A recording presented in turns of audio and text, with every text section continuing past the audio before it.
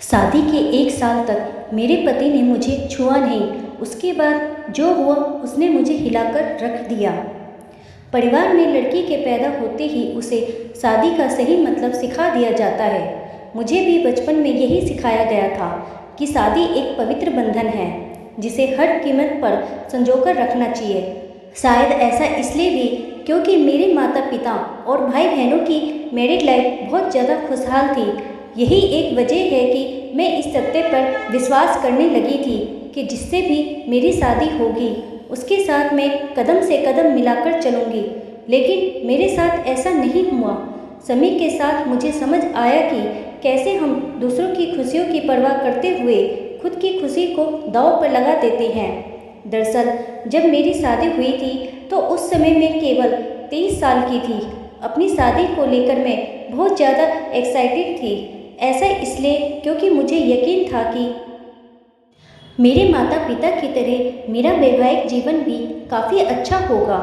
उन्होंने मेरे लिए एकदम सही इंसान चुना होगा जो मुझे हमेशा खुश रखेगा। लेकिन मैं नहीं जानती थी कि मेरी किस्मत में कुछ और ही लिखा। शादी से पहले मैं अपने होने वाले पति से 1 से 2 बार ही मिली थी। वह काफ़ी शर्मीला और शिष्ट था।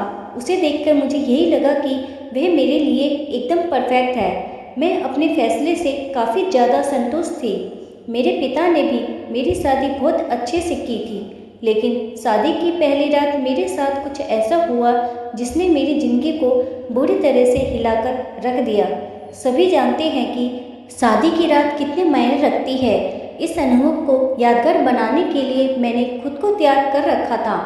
मेरे पति अंदर आए, बैठे और मुश्किल से कुछ मिनट ही मुझसे बात की। उन्होंने ये कहकर बात खत्म कर दी कि वह थक गए हैं। मैंने भी यही सोचा कि शादी की रस्मों के कारण थकान हो गई होगी, इसलिए मैंने भी इस बात पर ज़्यादा रिएक्ट नहीं किया। मेरी शादी को 1 सप्ताह बीत चुका था और मेरे पति ने मुझे अब तक छुआ तक नहीं था। मुझे कुछ अजीब सा लग रहा था, लेकिन अपनी तरफ से पहल नहीं करना चाहती थी क्योंकि मैं भी बहुत शर्मीले स्वभाव की थी। वैसे तो वह बहुत सभ्य व्यक्ति था, लेकिन एक चीज़ जो मुझे बार बार परेशान कर रही थी वो ये कि उसे मेरे साथ फिजिकल होने में कोई दिलचस्पी क्यों नहीं थी। यही नहीं, जैसे जैसे समय बीतता गया उनके साथ रहकर मुझे ऐसा लगने लगा था कि वह मेरे पति बनने के बजाय दोस्त बने रहना ज़्यादा पसंद करते हैं। महीने बीत गए, वैसे ही मुझे हर रोज़ एक नई चीज़ का अनुभव होने लगा। लेकिन अब भी हमारे बीच न्यू कपल वाली फिल्म नहीं थी।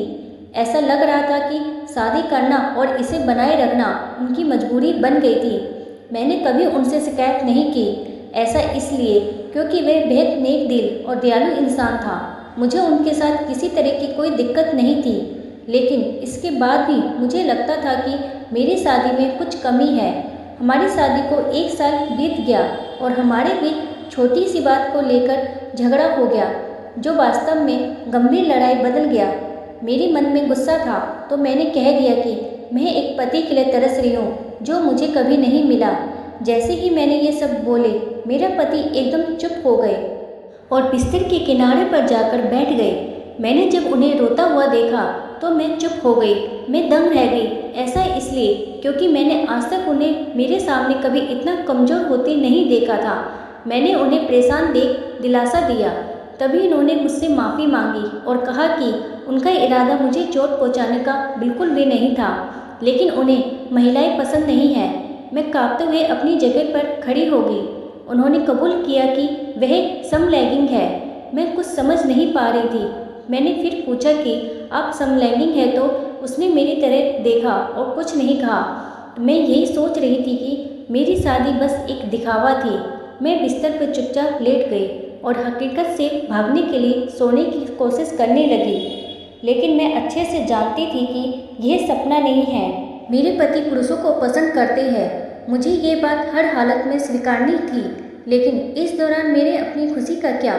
मैंने अपनी खुशी की परवाह न किए बगैर उनके साथ जीवन भर शादी का ढोंग रचाने का फैसला किया। हालांकि मुझे धोखा देने के लिए उन्होंने मुझसे माफ़ी मांगी।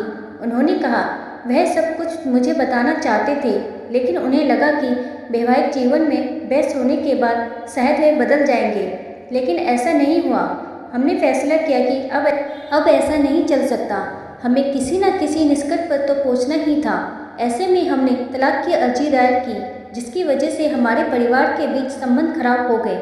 लेकिन मेरे और मेरे पति के बीच दोस्त के रूप में एक रिश्ता बहुत मजबूत हो गया। मैंने उन्हें समझा और उनकी भावना की कदर की।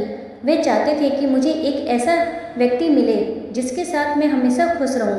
हमारा ये कदम उन बंधनों से मुक्त करने के लिए ज़रूरी था जो हमें दुखी और अधूरी शादी में जोड़े रखना चाहते थे। लेकिन मुझे खुशी है कि हमने समाज की परवाह नहीं की, बल्कि अपनी खुशी के बारे में सोचा। सच कहूँ तो आज मैं बेहद खुश हूँ। दोस्तों, कैसी लगी आपको ये आज की कहानी? क्या इन दोनों ने सही किया? कमेंट बॉक्स में बताएं। वीडियो पसंद आई है तो मेरे चैनल को लाइक करें, शेयर करें और सब्सक्राइब करें। वीडियो देखने के लिए आपका धन्यवाद।